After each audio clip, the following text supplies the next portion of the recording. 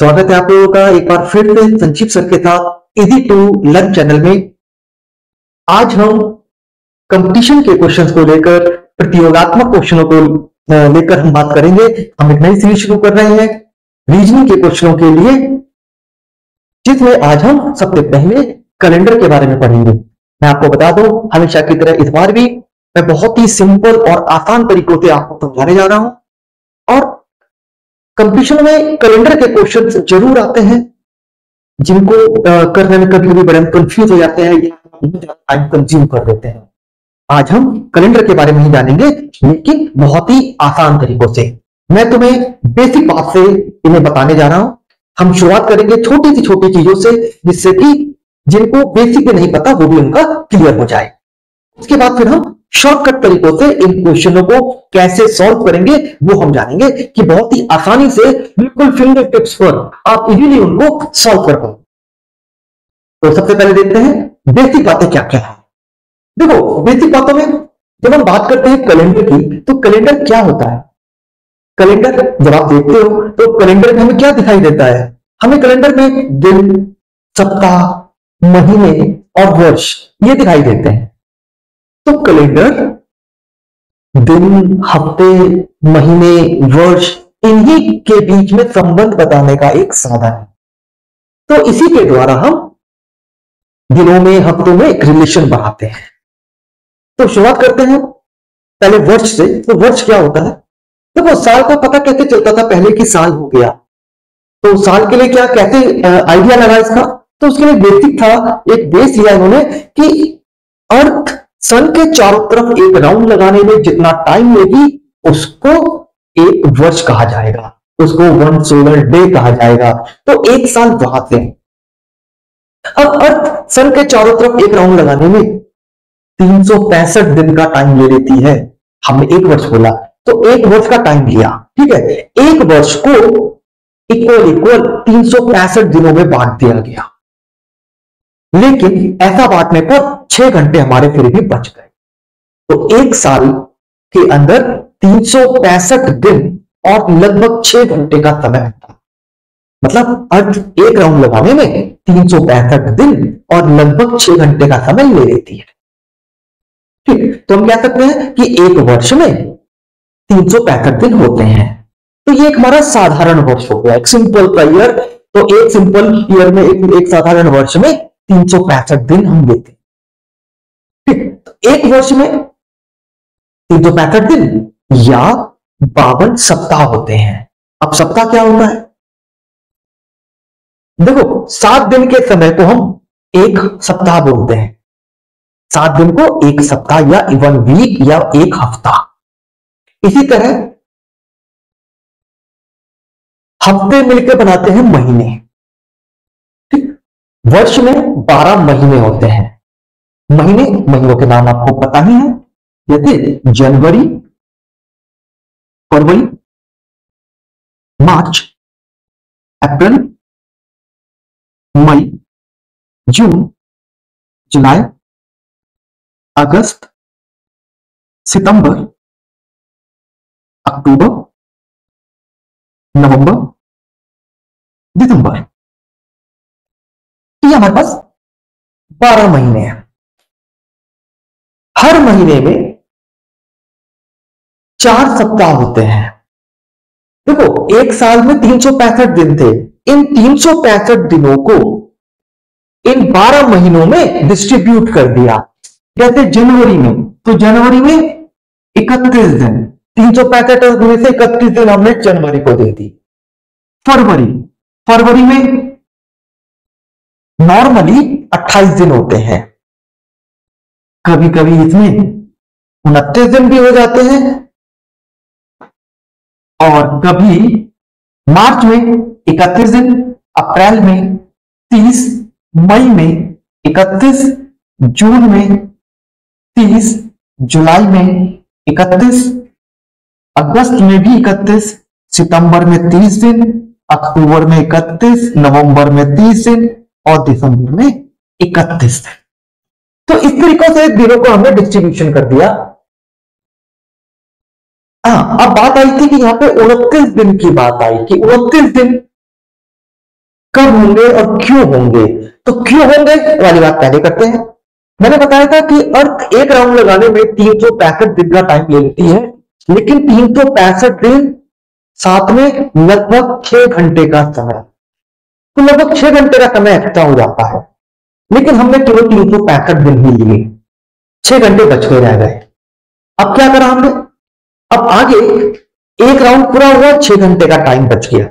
अगला साल फिर पूरा हुआ, 1 घंटे, 6 घंटे का समय और बच गया। इस तरह 4 साल में 6 घंटे मिलकर 24 घंटे बन जाते हैं, और 24 घंटों का एक दिन होता है। तो 24 घंटे बराबर एक दिन। तो 4 साल में हमारा एक दिन एक्स्ट्रा हो गया। उस एक्स्ट्रा दिन को कहां रखा जाए? तो उसको हमने सबसे छोटा जो महीना था वो फरवरी का ही था, 28 दिन का, तो हमने एक दिन उसको व्यक्त कर दिया, तो उसके पास हो गए 29 दिन। तो इस तरह से फरवरी में 29 दिन भी होते हैं। कब होंगे? हर 4 साल बाद होंगे। तो जिस साल, जिस वर्ष में, जिस ईयर में फरवरी में 29 दिन होते हैं, यानी पूरे साल में 366 डेज होते हैं, उस ईयर को हम लीप ईयर कहते हैं। तो वो हमारा लीप ईयर कहलाता है, हम उसको कहते हैं लीप ईयर, लीप वर्ष। तो लीप वर्ष में 366 दिन ये होते हैं। अब बात यह आती है कि पता कैसे चलेगा कि कोई वर्ष लीप ईयर है या नहीं? ये सबसे कॉमन बात है, पर पता कैसे चलेगा कि वो लीप ईयर है या नहीं है? तो उसका भी एक सिंपल सा तरीका होता है। देखो, जैसे मानो मुझे पता लगाना है कि 2025, तो 2025 तो देखो हमारा करंट का ईयर है, तो इसका तो नॉर्मल सबको पता ही होगा कि हाँ भाई 2025 में तो फरवरी में 28 दिन थे। तो कोई और देखते हैं, हम पुराना देखते हैं। हम देखा मानो भाई 1947 का देखो, तो क्या 1947 लीप ईयर था या नहीं था? सबसे आसान तरीका है, आप इसको 4 से डिवाइड कर दो।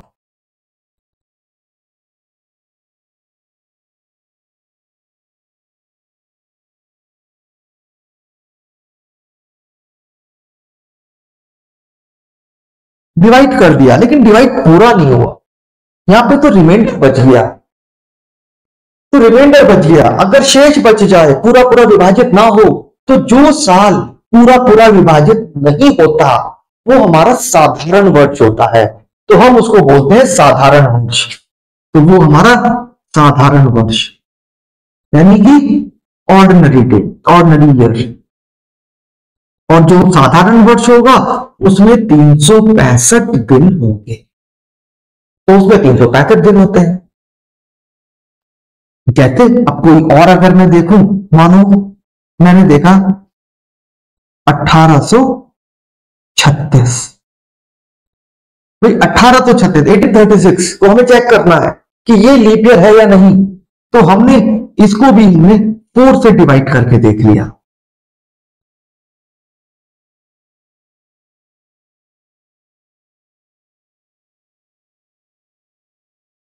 तो ये तो पूरा पूरा डिवाइड हो गया, कुछ भी रिमाइंडर नहीं बचा।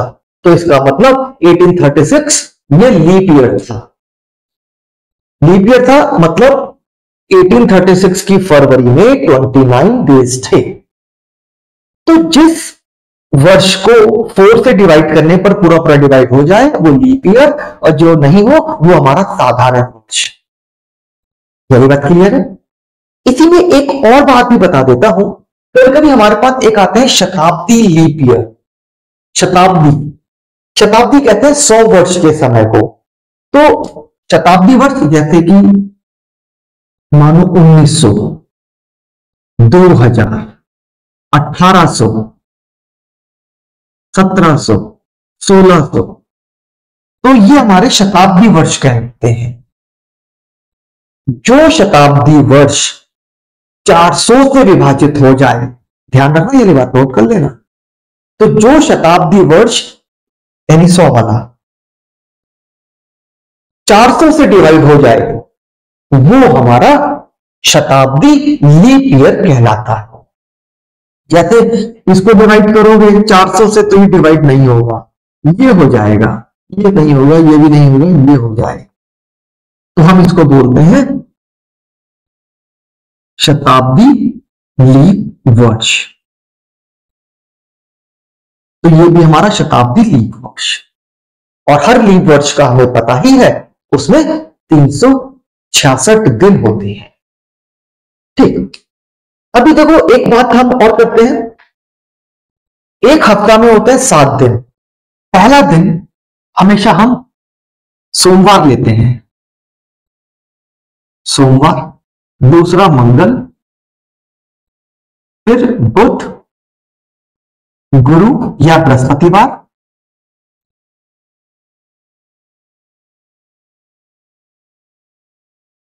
शुक्र, शनि और फिर रवि, यानी कि Monday, Tuesday, Wednesday, Thursday, Friday, Saturday और संडे। देखो सप्ताह में 7 दिन है हमारे पास, कोई सा भी आप दिन ले लो, जैसे मंडे, मानो आज मंडे को 1 तारीख है, मंडे में 1 तारीख है, आप इसके आगे 7 दिन अगर काउंट करो, 7 दिन, ठीक, तो देखो देखते हैं 7 दिन को 1 2 3 4 5 6 7, 1 तारीख थी ना यहाँ पे, तो 2 3 4 5 6 7, ठीक है, तो ये 7 दिन हमने लिख लिए। अब मानो मंडे में 1 तारीख थी, तो आप एक के बाद, मानो यहां पे मंडे था, अब देखो ध्यान से, यहां पे मंडे था, तो Monday, Tuesday, Wednesday, Thursday, Friday, Saturday, Sunday, और फिर यहां पर आया हमारा मंडे। तो मंडे कब रिपीट हुआ, तो 8 तारीख को, मतलब इसमें 7 जोड़ दो तो 8 आ जाएगा। तो किसी भी तारीख पर जो भी डे हो, आप उस तारीख में 7 जोड़ दो तो सेम डे हमारा रिपीट हो जाएगा, यानी 7 के गैप पर हमारा जो वार है, वो जो हमारा डे है, वो हमारा रिपीट होता है। ठीक, तो यही हमारी एक बेसिक वाली बात रहेगी। तो देखो जनवरी में अगर हम देखें तो जनवरी में 31 दिन है। अब अगर आप 31 को 7 से भाग करते हो तो हमारे पास 7 चौक 28 और प्लस यानी 28, तो 4 तुम्हारे वीक हो गए, और कितने दिन रह गए, 2 डेज, 3 डेज। अगर फरवरी 28 का था तो कोई भी हमारे पास डे नहीं था, मैं यहां पर केवल ऑड डे लिख देता हूं, तो यहां पर हमारे पास 3 हम पे ऑड डे आ रहे हैं। ऑड डे समझ रहे हो, ऑड डे का मतलब 7 से हमने भाग करा तो जो हम पे दिन बचे रह गए वो हमारे ऑड डे, विषम दिन आ गए। तो 31 को 7 से भाग करा तो 7 चौक 28, 29 30, 3 दिन बचे तो 3, 28 को करेंगे तो कोई भी नहीं बचेगा, 29 को करेंगे तो 1 दिन। मार्च में 31 है तो यहां पर भी 3 आएंगे, अप्रैल में 2, क्योंकि 30 दिन है, यहां पे 3 2 3 3 2 3 2 और 3, तो ये विषम दिन आ रहे हैं। अब इसमें एक बात देखो, जो भी महीना, जो भी मंथ, अब देखो मंथ के लिए हमने लिख लिया कि हम पे ऑड डेज कितने कितने होंगे, ठीक है। अब इसी के अकॉर्डिंग की बहुत अच्छी सी बात आती है, मैं इसको हटा देता हूं। तो देखो अब महीनों में हमारे पास कौन कौन से दिन आ रहे थे, जैसे कि जनवरी में 31 दिन था, तो 31 दिन हो सकते हैं, 28 हो सकते हैं, 29 भी हो सकते हैं, 30 भी हो सकते हैं। जो भी महीना, मानो हम पहले बात करते हैं, हम बात करते हैं पहले 29 दिन वाले की, यानी लीप ईयर वाले की। हम फरवरी की बात करेंगे, लीप ईयर में ही 29 दिन होते हैं। तो जो महीना 29 दिन का होता है, एक ही है फरवरी का, वो भी 4 साल बाद आएगा। तो ये जिस वार से शुरू होगा, जिस वार से शुरू होगा उसी पर खत्म भी होगा। यानी कि पहली तारीख जिस वार की थी, मानो कि 1 फरवरी को सोमवार था, माना कि 1 फरवरी को सोमवार था, तो 29 फरवरी को भी सोमवार ही होगा। ठीक है, तो 29 दिन वाले महीनों में पहला वार, यानी कि वो महीना जिस वार से शुरू होता है उसका एंड भी उसी वार पर हो। क्यों होगा वो अभी जानेंगे, पहले आगे का देखते हैं। अब इसी तरह जिसमें 30 दिन है, अच्छा इसको पहले पूरा भी लिख लेते हैं। जिस वार से शुरू उसी पर खत्म, उसी वार पर वो एंड होगा। इसी तरह 30 दिन वाला, 30 दिन वाला जैसे हमारा अप्रैल है, जून है, सितंबर है, नवंबर है, तो ये जिस वार से शुरू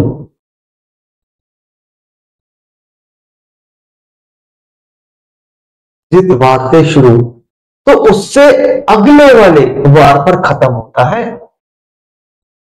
तो उससे अगले यानी एक अधिक वार पर खत्म। मतलब मानो कि जैसे अप्रैल हमारा 1 अप्रैल को मानो मंगलवार था, 1 अप्रैल को मंगलवार, तो 30 अप्रैल को क्या होगा, अगला वाला दिन यानी कि बुधवार, तो 30 अप्रैल को बुधवार आएगा। इसी तरह 31 दिन वाले की अगर हम बात करें, तो 31 से जिस वार से शुरू उससे 2 अधिक वार पर खत्म।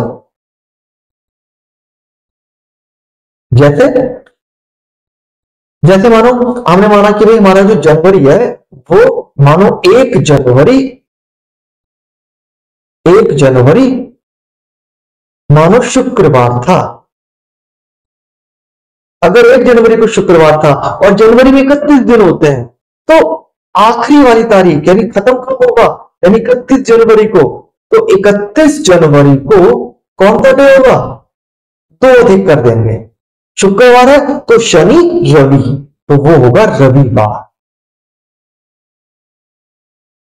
अब एक लास्ट आ जाता है इसमें 28 दिन वाली, तो जिसमें 28 दिन होंगे फरवरी में, नॉर्मली साधारण वर्ष में फरवरी में 28 दिन होते हैं, तो जिसमें 28 दिन होंगे तो वो जिस वार से शुरू होता है उससे पहले वाले वार पर वो खत्म होगा।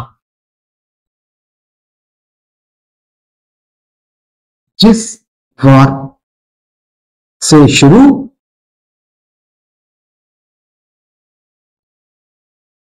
उससे पहले वाले यानी एक कम पहले वाले वार पर खत्म, पहले वाले वार पर खत्म। जैसे अब इसमें देखो, जैसे कि हमारे पास फरवरी का महीना ले लेते हैं और हमारे पास 1 फरवरी रविवार की थी, तो 28 फरवरी कब की होगी, एक दिन पहले की बात हो रही है, तो रविवार से पहले क्या आएगा, शनिवार, तो वो शनिवार को 28 फरवरी आएगी। तो ये बात समझ में आई गई है कि अगर 28 दिन है तो जिस वार से शुरू हुआ मंथ उससे एक दिन पहले वाले पे खत्म होगा। 29 वाला जिससे शुरू होता है उसी पे खत्म होता है। 30 दिन वाला जिस वार से शुरू होता है उसके अगले वाले वार को खत्म होता है। और 31 दिन वाला महीना जिस वार से शुरू होता है तो उसके 2 दिन आगे यानी कि 2 वार आगे पर वो खत्म हो। अब ऐसा क्यों हुआ वाली बात भी देखो। देखो शुरुआत कैसे हम करते हैं 29 की। अब 29 है, आप इसको 1 तारीख का तो क्या आ गया 29 का था हमारे पास ये। हमने माना था 1 फरवरी को सोमवार, तो 1 तारीख को तो सोमवार था, तो 1 तारीख तो हट गई। अब कितने दिन रह गए हमारे पास 29 दिन तक पहुंचने में? 28 दिन रह गए। जितने दिन रह गए अब आप उसको 7 से भाग कर दो। मैंने इसको 7 से भाग कर दिया। जब 7 से भाग करेंगे तो शेष कितना बचेगा 0, क्योंकि 7 चौक 28 0, तो 0 रह गया यानी कुछ नहीं बचा। तो जब शेष 0 रह गया तो यानी वही वाला दिन हमारा रिपीट हो गया, शब्द नहीं थे। अगर हमारे पास थे 30 दिन, तो 30 दिन वाला मानो 1 अप्रैल था, मंगल से शुरू, तो 1 तारीख को तो मंगल हो ही गया, 30 में से 1 हटा दिया, 29 दिन रह गए। 29 को आप भाग करोगे 7 से तो 7 चौक 28, 4 वीक पूरे पूरे हो गए और 1 दिन रह गया, 1 डे रह गया, 1 दिन। तो अगला दिन आ गया ना, ये वाले वीक तो पूरे हो गए। पूरे वीक के बाद में सेम डे हमारा होता था, तो अब पूरे वीक खत्म हो गए, तो अगला दिन क्या हो जाएगा फिर बुध। ठीक 0 था तो सेम डे रहा, 1 दिन बच रहा है तो अगला दिन आ जाएगा, 2 दिन बचेंगे तो 2 छोड़कर यानी कि 2 दिन आगे का डे आ जाएगा। और जब 28 दिन थे तो 28 में तो हमारे पास केवल 27 दिन रह जाते हैं। अगर हम 28 फरवरी की बात करते हैं तो देखो 1 फरवरी को तो था रवि, तो 28 में से 1 तारीख तो हटा दो, हमारे पास रह गए 27 दिन। 27 को आप भाग करेंगे, 27 को भाग करोगे तो कितना जाएगा 7 या 21 और हम पे रह गए 6 दिन। तो अब आप रविवार के आगे 6 दिन काउंट कर लो, रविवार के आगे तो सोम मंगल बुध बृहस्पति शुक्र शनि, तो शनिवार आ रहा है यानी 1 दिन पहले का। तो इनको अगर हम इस तरह से याद कर ले तो हम इजीली पता लगा लेंगे कि कोई भी महीना जिस वार से शुरू हो रहा है तो अंत उसका किस वार पर होगा। तो ये तो था हमारा महीने के लिए देखना। अब यही चीज अगर हम वर्ष के लिए देखें तो देखो इसके लिए भी बहुत ही आसान सा तरीका है। अब देखो वर्ष की बात अगर करते हैं तो कोई भी वर्ष जिस वार से शुरू होगा वो अंतिम दिन यानी कि उस साल का अंत किस वार से होगा। अब यही बात देखते हैं। तो इसके लिए देखो हमारे पास जो वर्ष हैं वो 2 टाइप के होते हैं, या तो साधारण वर्ष होगा या फिर लीप वर्ष होगा। तो अगर साधारण वर्ष है तो साधारण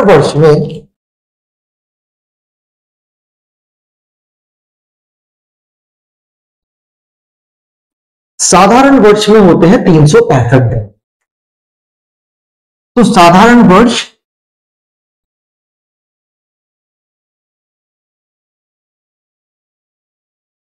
जिस वार से शुरू होगा उसी वार पर वो खत्म भी होता है। जिस वार से शुरू उसी वार पर खत्म, उसी वार पर खत्म। तो जैसे अगर हम इसी साल की बात करें तो 1 जनवरी 2025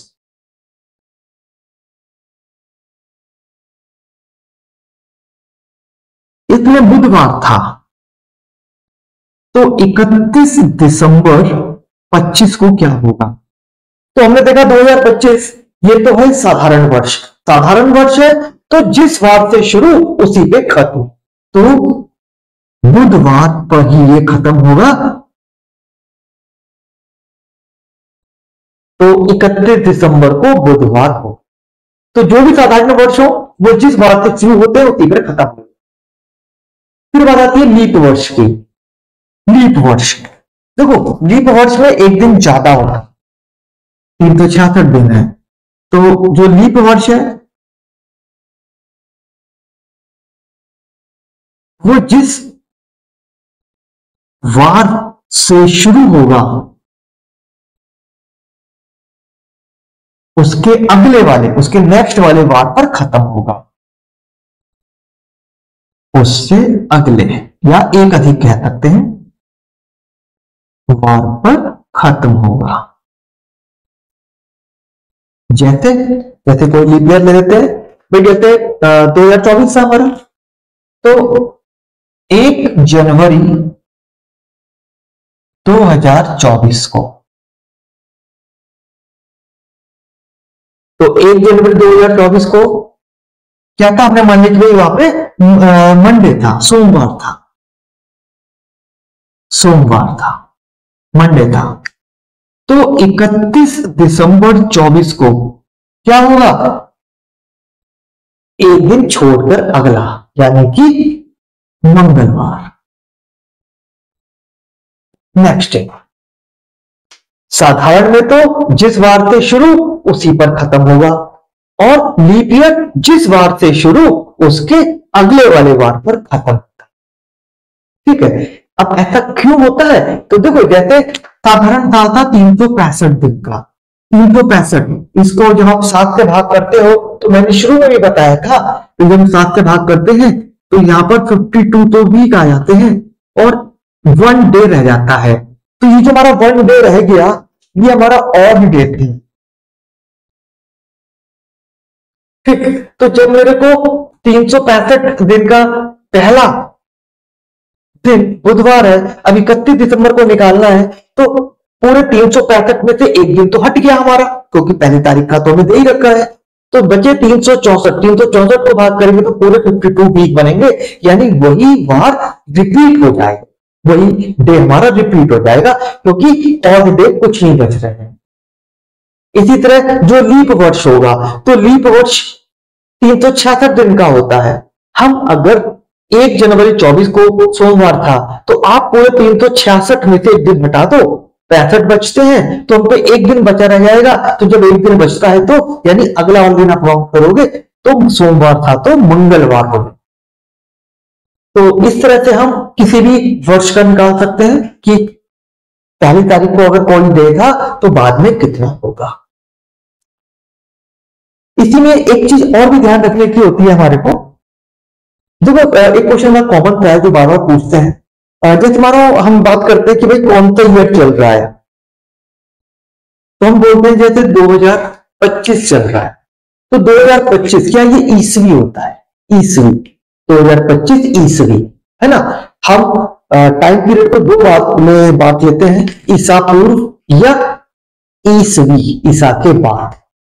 ठीक है, तो ये जो पहली ईस्वी थी यानी पहला वर्ष था, जब शुरुआत हुई वर्ष की, यानी 2025 चल रहा है, तो जब शुरुआत हुई होगी 2025 साल पहले, तो जो पहली ईस्वी आई तो फर्स्ट ईस्वी को कौन सा दिन था, ये क्वेश्चन है। तो देखो शुरुआत ही हमारी सोमवार से होती है, तो हमारा पहला डे जो था वो सोमवार। तो ये बात थोड़ा नोट कर लो, ध्यान रख लो कि पहली जनवरी फर्स्ट ईस्वी को 1 जनवरी 1 ईस्वी को सोमवार था, यानी सोमवार से वो शुरू हुआ था। ठीक है, अब इसी में देखो जब हमें अगले वर्ष का, यानी कि जैसे हमें 1 साल का अंतर दे रखा हो केवल, और हमें डे की बात कर रहे हो, हमें वार निकालना हो, जैसे कि भाई हमें दे दिया कि 15 जनवरी 2024 को सोमवार। ठीक है, इनमें से कुछ हटा देते हैं अभी हम। अब क्या चीज हटा सकते हैं इनमें से,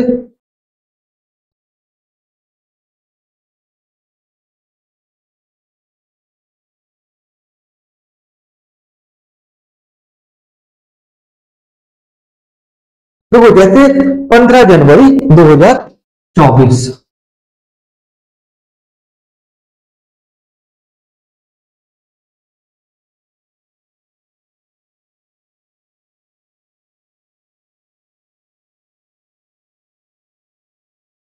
हमें 24 का पता था, हमें पता है कि भाई सोमवार है,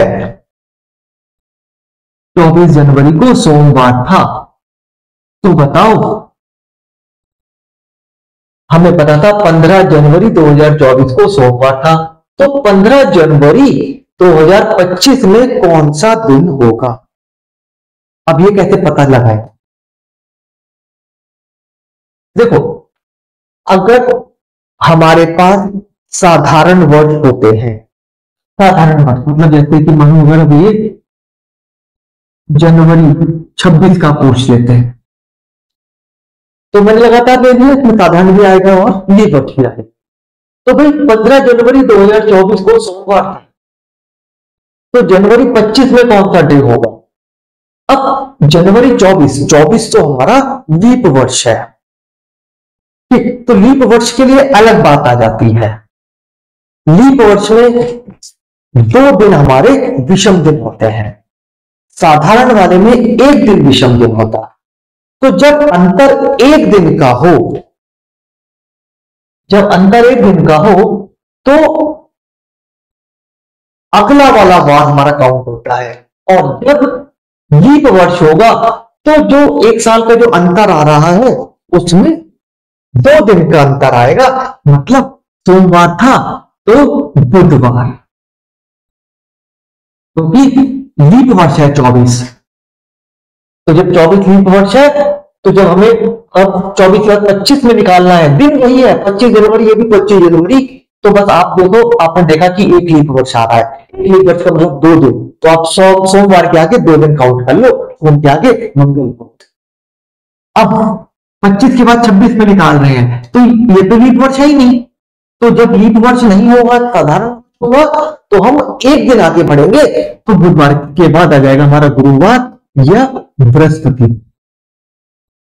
या बृहस्पति।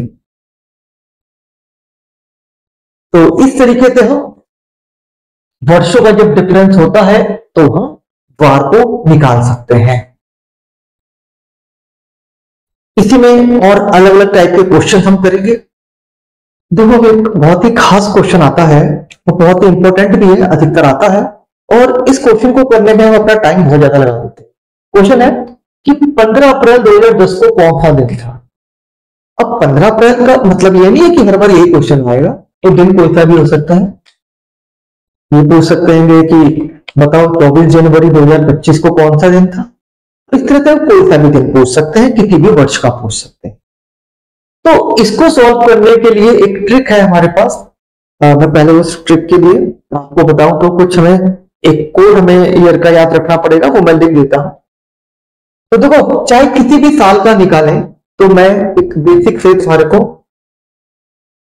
बताता हूं कोड के लिए। तो 1601 से शुरुआत करता हूं 1700 तक, फिर 1701, 1801, 1900, 2001, 2101, 2201, 2301, 2401। बस इससे ज्यादा तो देंगे नहीं। 1900, 2000, 2100, 2200, 2300, 2400 और ये 2500। 2500 तक का देख लेते हैं। देखो, ये जो टाइम पीरियड है, 100 साल का टाइम मैंने यहां पे लिया है, इनका अपना एक कोड है, ठीक है। और उसको याद रखने का बहुत एक आसान सा तरीका तुम्हें बता देता हूं। देखो, जैसे इस समय चल रहा है हमारा 2000 का टाइम, 2001 से 2100 वाला टाइम। तो 2000 वाले टाइम में 0, इसका कोड है 0। बस ये याद रखो कि इस समय जो प्रेजेंट वाला टाइम चल रहा है, इसका कोड है 0। और जब पिछली सदी की बात करेंगे हम, हम बात करेंगे अगर 1900 से 2000 के बीच की, तो उस तरह का हमारे पास कोड हो जाएगा 1, इससे ऊपर 3, इससे ऊपर, ठीक है। तो ये कुछ आपको इस तरीके से लेके चलना हो।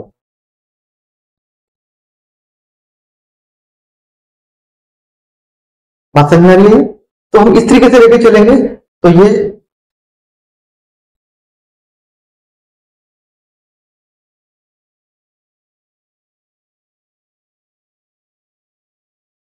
ठीक है, तो 0 1 3 5 फिर 0, ऐसे ही सेम यहां पे रिपीट कर दो 1 3 5 0।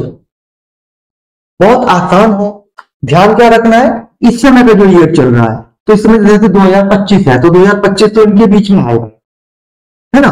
तो फिर उसका तो नंबर है 0। उससे पिछले वाले के लिए अगर हमें निकालना होगा तो 1, उससे पहले के लिए है तो 3 5 0। तो 0 से शुरू है 1 3 5 0, नीचे देखोगे 1 3 5 0। तो 1 3 5 0 याद रखिए 1 3 5 0, 13 तो 50, ठीक है। 0 1 3 5 0, ठीक। अब देखो, इसके लिए हमारे पास एक फॉर्मूला है। फॉर्मूला कहते हैं, बहुत ही आसान सा फॉर्मूला है। तो दिन निकालने का फॉर्मूला होता है, दिन मतलब वार कौन सा होगा, तो वो दिन इज इक्वल टू गत वर्ष, गत वर्ष मतलब पिछला वाला साल, प्लस भागफल प्लस कोड प्लस दिन और पूरे के बटे में 7 से भाग कर देंगे हम इसको। अब कौन सी चीज कैसे अप्लाई करनी है वाली बात बताता। देखो, जैसे हमें इसके लिए निकालना था, तो यहां पर गत वर्ष मतलब पिछला वाला साल।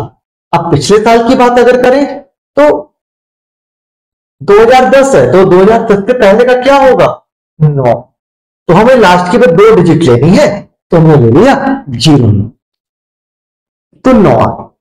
इसी तरह भागफल, अब इसको आप 9 को 4 से भाग कर लो, 4 से भाग करेंगे तो 4 दूनी 8, 2 बार जा रहा है पूरा पूरा। हमेशा भाग करके 4 से ही भाग करना है। 4 से भाग किया तो 2 बार किया, तो यह आएगा हमारे पास 2। शेष कितना बच रहा है उससे कोई फर्क नहीं पड़ेगा। भागफल आ गया। अब कोड, कोड लेते हैं कि ये जो साल है ये किस कैटेगरी में आ रहा है। तो अभी मैंने बताया था, बड़ा कॉमन सी बात थी, जो 2010 है, यानी प्रेजेंट वाले टाइम की बात है, प्रेजेंट वाली सदी की बात है। तो 2010 ये हमारा 2001 से 2100 के बीच का है और इसका कोड है 0। तो हम जिसमें हम लोग रह रहे हैं इस समय, जिसमें हम जी रहे हैं इस समय, उस वाली सदी का कोड है 0। उससे पहले वाले की बात करेंगे तो 1, उससे पहले करेंगे तो 3, उससे पहले करेंगे तो 5। इसी तरह जब नेक्स्ट का करेंगे तो 1 फिर 3 फिर 5, ऐसे चलेगा। तो यहां पर कोड आ जाएगा हमारा 0, क्योंकि ये 2010 है और 2010 इनके बीच में। फिर आते हैं दिन। दिन की बात बड़ी खास है। दिन को कैसे निकालते हैं, देखो हमें कौन से महीने का पूछ रहे हैं, ये अप्रैल का पूछ रहे हैं, तो आप जनवरी से अप्रैल तक के मंथ लिख लो। हमने लिख लिया जनवरी, फरवरी, मार्च, अप्रैल, ये पूरे लिख लिए। अब हम यहां पे इनके दिन लिखेंगे और दिनों में केवल तुमको ऑड डेज लेने हैं। ऑड डेज मैंने यहां पे बता रहा था मैं, जैसे जनवरी में 3 ऑड डेज होते हैं। ऑड डेज क्या थे, 31 दिन टोटल होते हैं, 7 से भाग कर दो तो 3 शेष रह जाएगा। तो हफ्तों में 3 फालतू बच गए हमारे, तो ये हमारे ऑड डेज कहलाते हैं। जनवरी में थे 3, फरवरी के लिए देखना पड़ेगा कि ये वर्ष कौन सा है, तो ये तो साधारण वाला वर्ष है। साधारण वर्ष में तो 28 दिन होते हैं, तब तो उसमें 0 बचेगा 7 से भाग देने को, तो इसके लिए आ गया 0। मार्च में फिर 31 दिन होते हैं, तो फिर 3 आएगा। अप्रैल, जिस मंथ का निकालना होता है उसके पूरे पूरे दिन ले लेते हैं, तो ये पूरे दिन आ गए हमारे पास 15। इन सबको जोड़ दो तो ये आ जाएगा 21। यहां पे मैं इसको 21 लिख देता हूं और सबके बटे में था 7। अब देखो, आप इन सबको जोड़ देते हैं, 30 और 2 32, तो 32/7, 7 से भाग कर देते हैं तो कितना आता है वो देखते हैं, 7 चौक 28, तो 28 तो पूरा पूरा हो रहा है, ठीक है, और शेष कितना बच रहा है, 4। देखो 7 से आप भाग करते हो तो 7 चौक 28 और 4 ही हमारे पास शेष रह गया, ठीक है। तो ये कितने बार जा रहा है उससे कोई मतलब नहीं है, शेष कितना बच रहा है उससे मतलब है, तो ये आ रहा है 4। अब आप दिन अपने काउंट कर लो, सोमवार से स्टार्ट करते हैं तो सोम मंगल बुध बृहस्पति, तो 10 अप्रैल 2010 को कौन सा डे था, बृहस्पतिवार, वह थर्सडे।